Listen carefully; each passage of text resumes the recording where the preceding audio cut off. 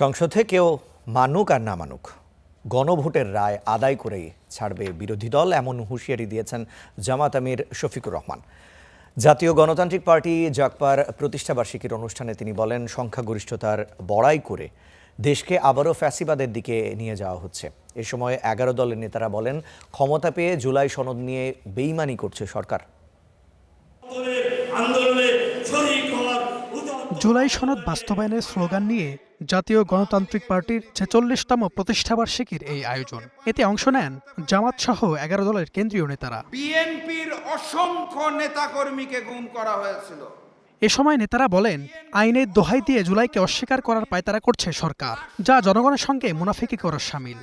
24-এর গণ অভ্যুত্থান পরবর্তী বাংলাদেশে আইনের দোহাই দিয়ে, সংবিধানের দোহাই দিয়ে, শিলং লন্ডনের দোহাই দিয়ে আধিপত্যবাদের সামনে মাথা নত করে বাংলাদেশের মানুষকে যদি জুলাইকে অস্বীকার করতে বলেন, তাহলে আমরা প্রস্তুত নই।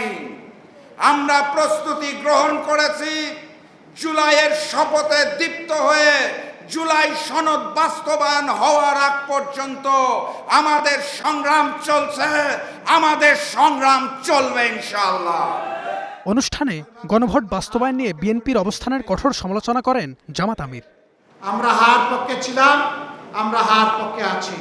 আমরা জনগণের সুপ্রিম উইলে আমরা সম্মান দেখিয়েছি, আমরা দেখিয়ে যাব। এই সংসদ মানুক আর না মানুক, গণভোটের রায় আমরা বাস্তবায়ন করব, আদায় করে ছাড়ব।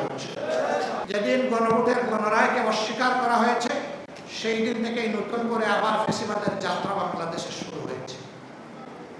আমরা এই যাত্রা কদম কদম যাত্রা আমরা থামিয়ে দেব ইনশাআল্লাহ, আমরা আগাতে দেব না। জামাত আমির অভিযোগ করেন, ফ্যাসিবাদ ফিরিয়ে এনে জাতিকে অন্ধকারের পথে ঠেলে দেওয়ার পরিকল্পনা করা হচ্ছে। নির্বাচনে জনগণের রায় ডাকাতি করা হয়েছে বলেও মন্তব্য করেন বিরোধী দলীয় নেতা। 2/3 মেজরিটির অহমিকায় ভুগে জাতিকে আবার ফ্যাসিবাদের দিকে নিয়ে যাওয়ার চেষ্টা করা হচ্ছে।